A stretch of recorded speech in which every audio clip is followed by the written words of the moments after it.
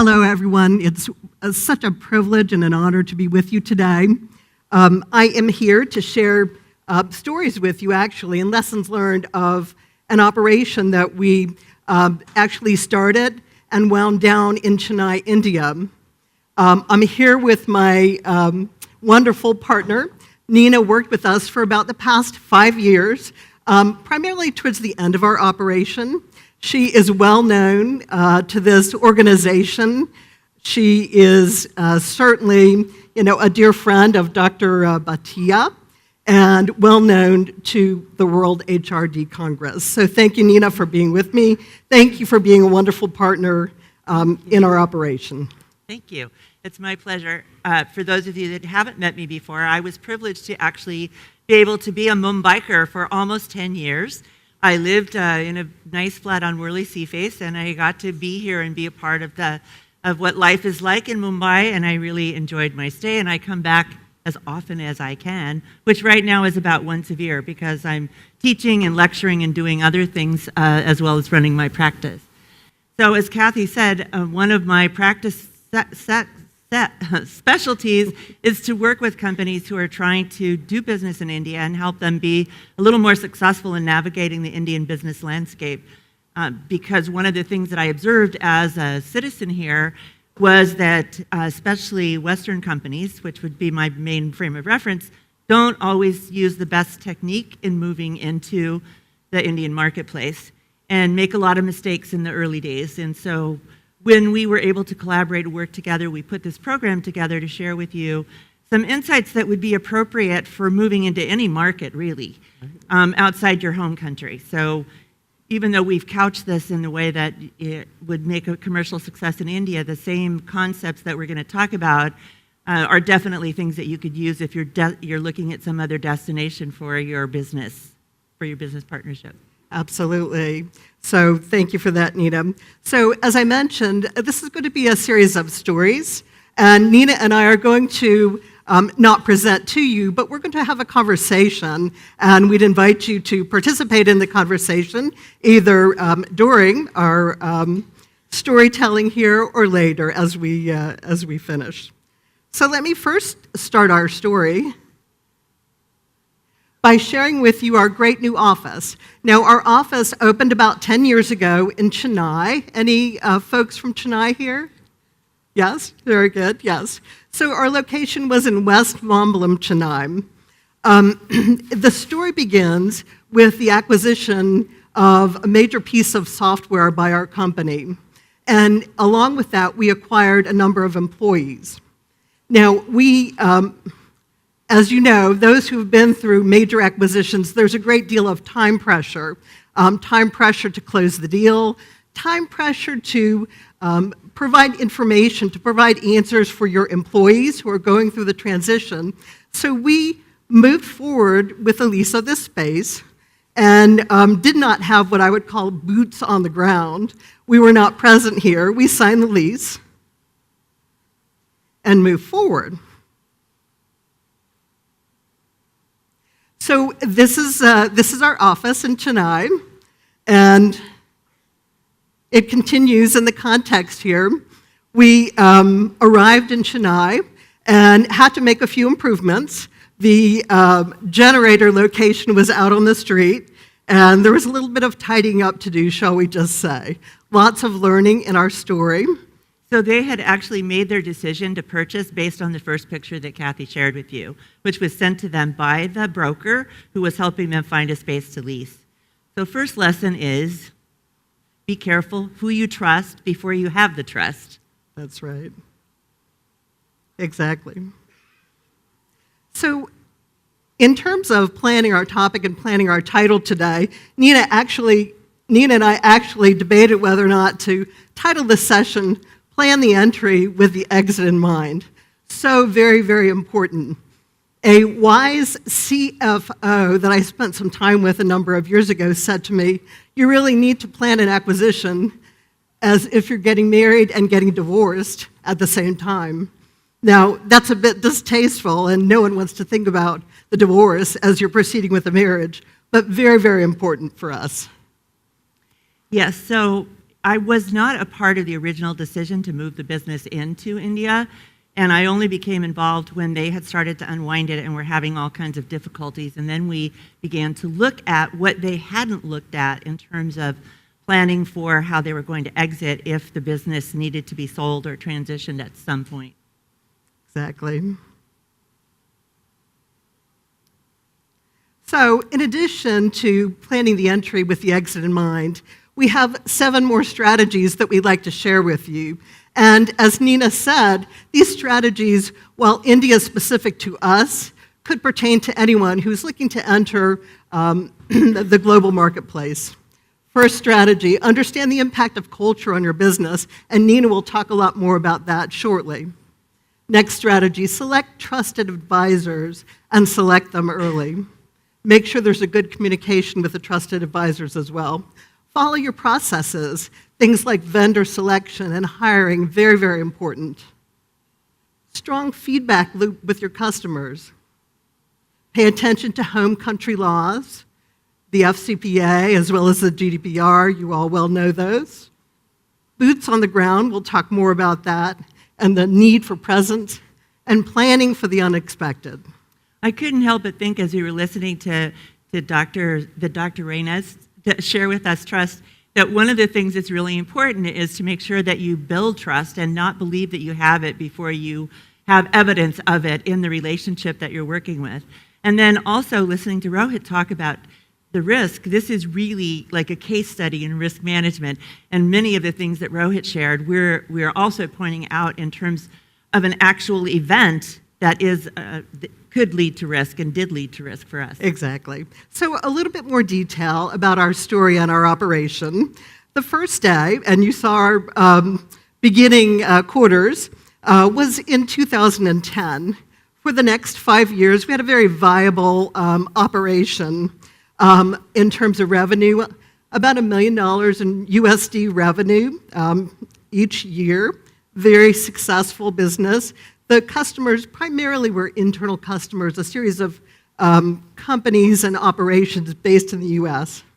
Our company made the decision to wind down just for a variety of business reasons in 2015, and the last day of operation, the final close, if you will, of the business, didn't take place until 2018. So it took us 3 months to begin the business and 2.5 years to wind down the business. So here lies the lessons and the stories. So, as we mentioned early on, plan the exit. Our early decisions and lessons learned told us that some of the decisions that we made impacted our ability to make a timely exit. For example, some strategies we use for incorporation, some of the governance documents, some banking, some of the banking complexities, taxation, and employment regulation all contributed to a much longer wind down than planned. Everybody's always anxious to start the business as soon as they can, and things, even when they move quickly, like the 90 days that you had as an entree, seem to happen before you have all the things in place to actually support your business structure. It's that place where the risk actually gets generated. In those days when you don't have yourself quite set up yet, but you start to try to transact business on your own behalf.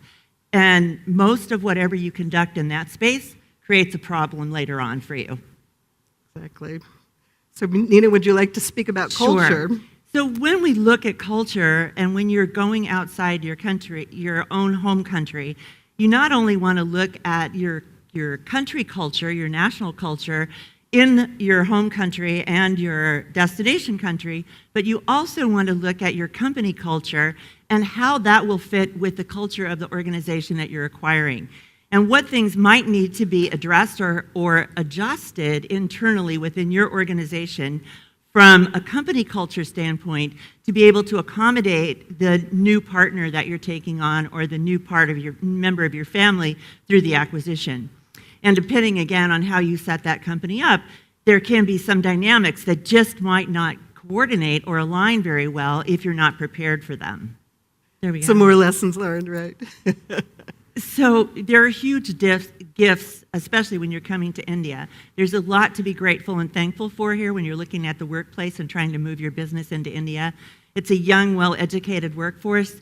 There's a significantly strong work ethic here that I experienced on every level that I worked for the 10 years that I was here.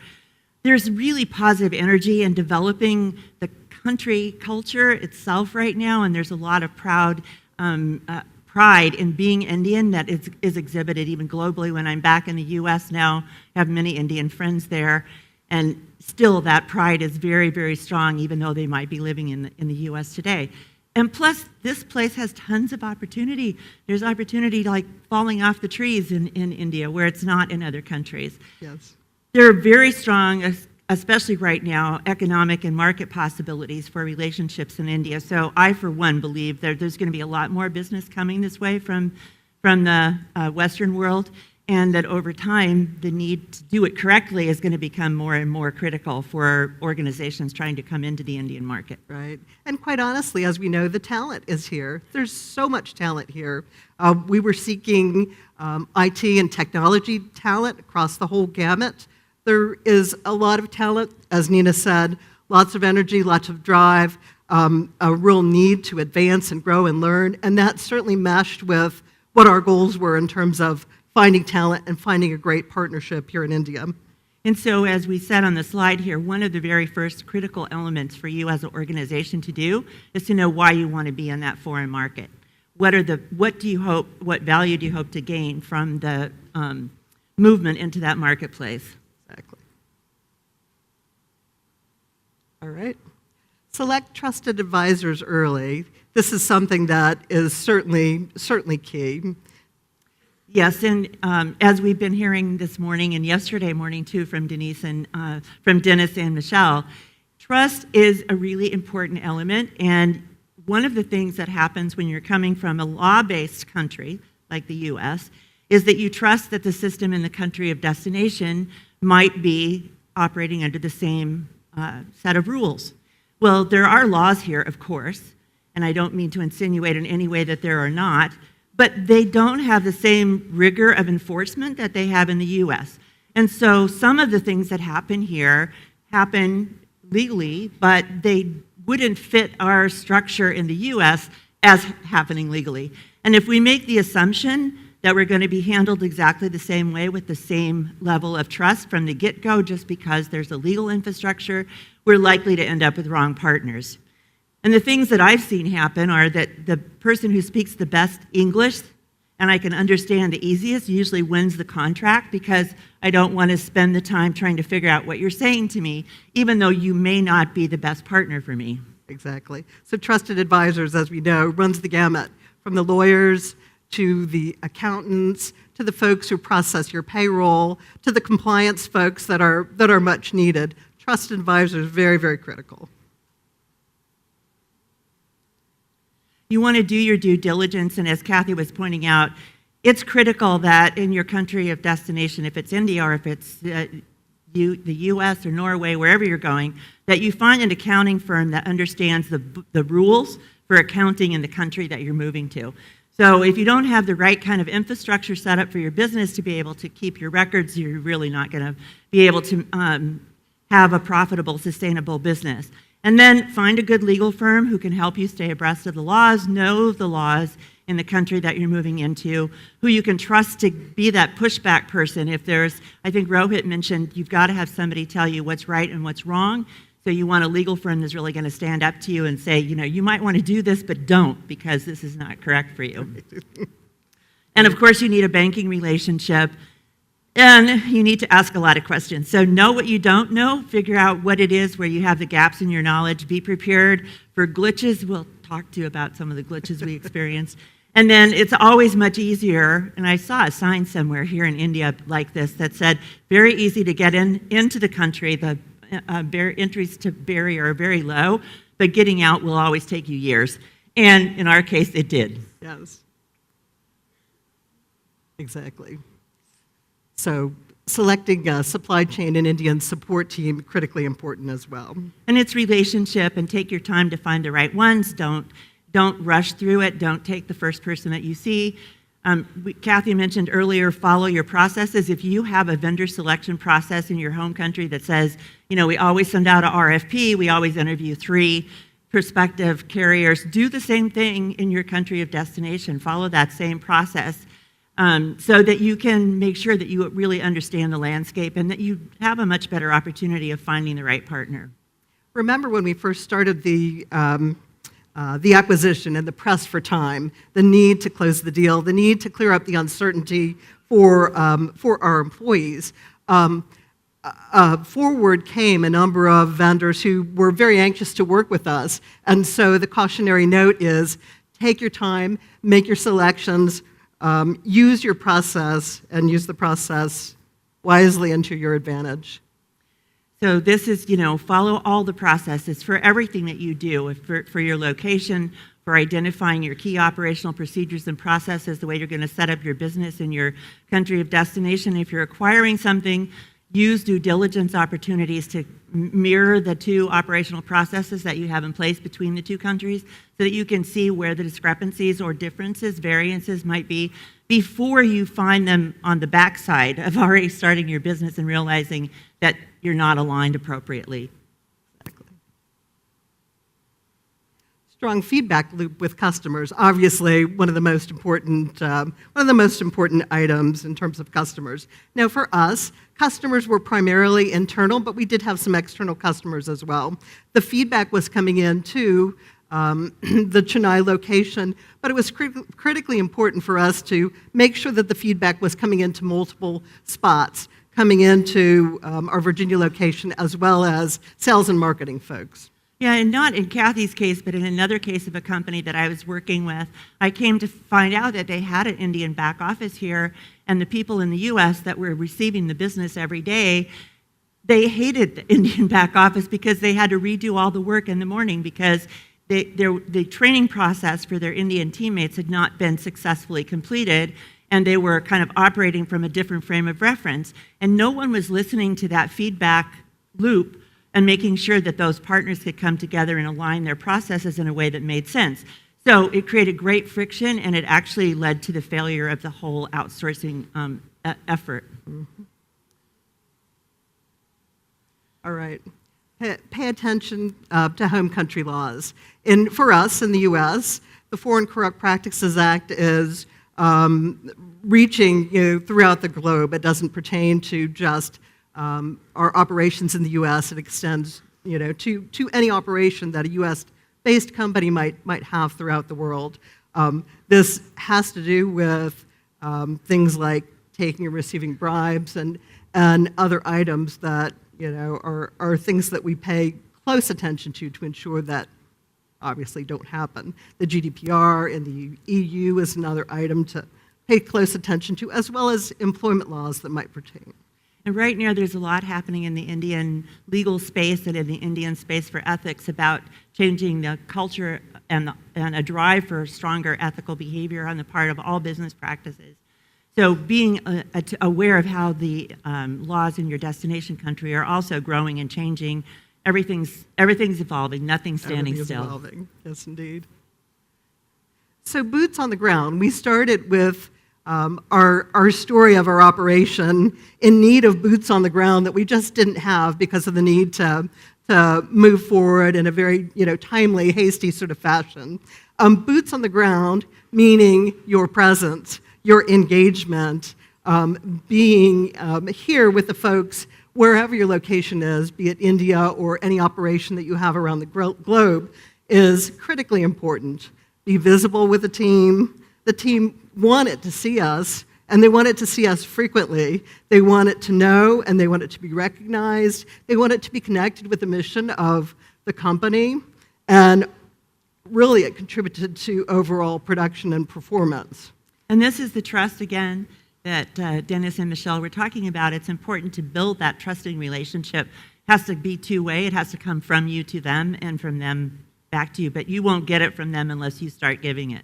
Exactly. And that requires physical presence. This is actually my favorite slide. Expect the unexpected. As we moved through our 2.5-year wind-down process, and if you consider the timing, we started in 2015 and we didn't wrap up until 2018. 2017 for India, in particular South in the Tamil Nadu state, was full of surprises. The first surprise that took place was a major cyclone, which was very, very devastating for that area. The next surprise was the sad passing of the chief minister in the Tamil Nadu state. And the next surprise was the demonetization of the currency. So all of those three items, all certainly outside of our control, took place in 2017, which created a lot of unexpectedness and many delays for us in terms of our completion of the wind-down process. Yeah, you might say, how does that impact your business? That's all outside your business. But what happened was the banks were closed, the RBI wasn't available, people just were in mourning for weeks and weeks after the passing of the chief minister. You couldn't get in to see anybody. The law offices were closed, the banks were closed. Demonetization just threw the whole economic environment in Chennai and probably all over India, into an upheaval for a few days while people were trying to figure out what to do with their 500 rupee notes and all of that.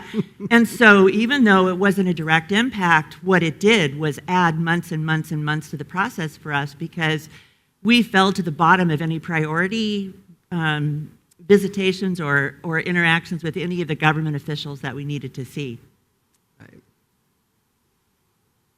So, as we begin to wind down our lessons learned and our storytelling today, just a recap of some findings that we had, some lessons learned, if you will, so that as you all enter other countries and or if there are folks here who are looking to enter India, some things to consider.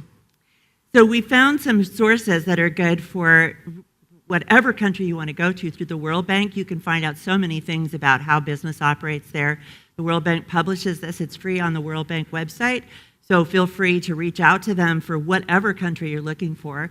The National Portal of India, which is published by the Indian government, is a really great site too, and full of really good information, solid information about doing business in India. Even if you're an Indian and you're trying to start your own Indian business, it's a great resource for you because it gives you framework and frame of reference of the things that are important for you to consider in setting up that business. Of course, you need the right visas. This is someplace that people get in trouble a lot because they come in with a tourist visa and they think they can start conducting business because they're here on the ground, and they don't realize the liability or the risk that they're setting up for themselves. So be sure that you have a good source for setting up and getting the right visa for yourself if you're going to come in and try to conduct any business. And there are multiple ways that you can get a visa and multiple visas that you can get. So make sure that you get the right one to suit the need that you have put in place. Exactly. Oh, and this one is really important. Register at your embassy, because if anything happens, God forbid, but if anything happens, your embassy will know that you're there and they'll look for you and they'll try to help you be safe in whatever the environment is. So, and this is good advice for anybody traveling anywhere outside their home country. If you're going to be any extended period of time in that destination country, reach out to your embassy in the country of destination and let them know you're there and how to contact you and who your network is in terms of reporting any problems that you might incur while you're in country. Exactly. Leverage the technology, obviously. We live in a world of technology. Take advantage, and you all know this, take advantage of video conferences and other ways to connect with your team. If you're not able to have the boots on the ground as regularly as you would like, technology is critically important to stay connected, to stay present virtually, if you will, with your team. One of the things that I did, some of you may be aware that I launched the SHRM, Society for Human Resource Management office here in India and in Mumbai in 2006. And I had a small team of coworkers here, but all of our business is really conducted in Washington, D.C. and Alexandria at the head office for SHRM. So with our 3 people, nobody knew who we were, they didn't really know what we were doing, but we had to get most of our support services from those guys.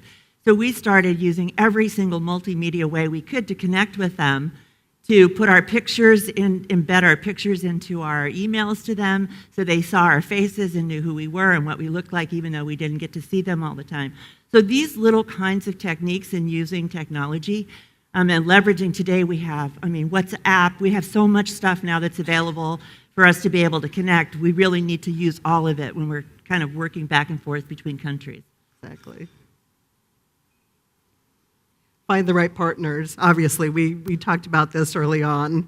The landlords, starting with the story of the leased space, hiring partners, staffing partners. If the need is to move very quickly in terms of your hiring, make sure that you do have those right partners in place. And I might just add here before we leave this slide, if you're coming into the U.S., from the U.S. into India, you might be thinking you're going to find everything very inexpensively, right? But to get space in Cyber Hub, it's not cheap, folks. So if your destination point, if you picked a destination point only because you think the price sticker is going to be less, that's probably the wrong reason to be there. And you should actually be looking for something else. You should be looking for the talent. You should be looking for the opportunity. You should be looking for the market that's actually going to be beneficial for you. And the price should not be your decision maker, right? The price should not be your decision maker. It should actually be the quality of what you're going to get and the ability that you're going to be gaining by that acquisition or partnership or move. Exactly. I hope you enjoyed our lessons learned. We certainly did have plenty of them. Feel free to visit with us after the presentation. Nina, thank you, and thank you for your partnership. Yeah, thank you. Thank you.